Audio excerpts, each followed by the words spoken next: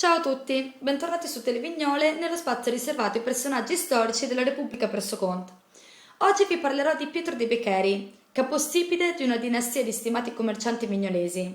Nato nei primi del Seicento da un cacciatore di Frodo e la figlia di un oste, Pietro de Beccheri ebbe fin da bambino una particolare predilezione con gli animali, o meglio con l'anatomia dei mammiferi. In particolare, quando il padre, di solito rincorso dai gendarmi, arrivava in fretta e furia a casa, toccava a lui, al piccolo Pietro, con l'accetta e la mannaia, smembrare le carcasse per nascondere meglio il maltolto nel bosco. E fu da quei gesti ripetuti che in Pietro crebbe la passione per la macelleria: conigli, lepri, caprioli, cervi, ma anche polli, fagiani. Per lui non avevano segreti interni, nel senso che con pochi studiati colpi riusciva a squartare, spolpare, tagliuzzare senza buttar via niente di commestibile.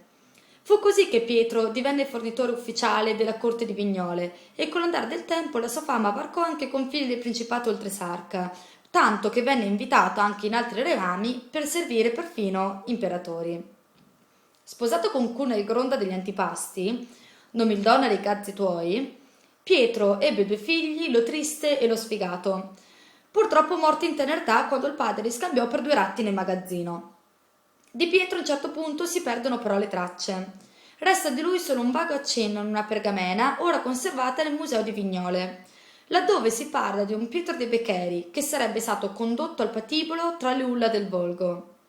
Il motivo della condanna alla pena capitale dell'illustre servitore dell'antica Repubblica presso Conte non è chiaro, ma da altri documenti, purtroppo in parte distrutti da un incendio dell'archivio, si desume che Pietro fosse accecato dalla gelosia. Avrebbe tagliato la moglie in tanti pezzi e poi messi a bollire. Lo attirò al Volgo, allora prostrato per la carestia. Fu scambiato per la preparazione di un raro, per i tempi, brodo di carne. Da qui l'assalto alla bottega, la devastazione e la divisione fra gli abitanti affamati dei poveri resti ormai lessi. Una fine orribile, purtroppo, per quella donna, così come orribile fu la morte di Pietro, prima impiccato, poi trasformato in insaccati speciati per il ferino. Sic transit gloria mundi. Ciao a tutti, Selene.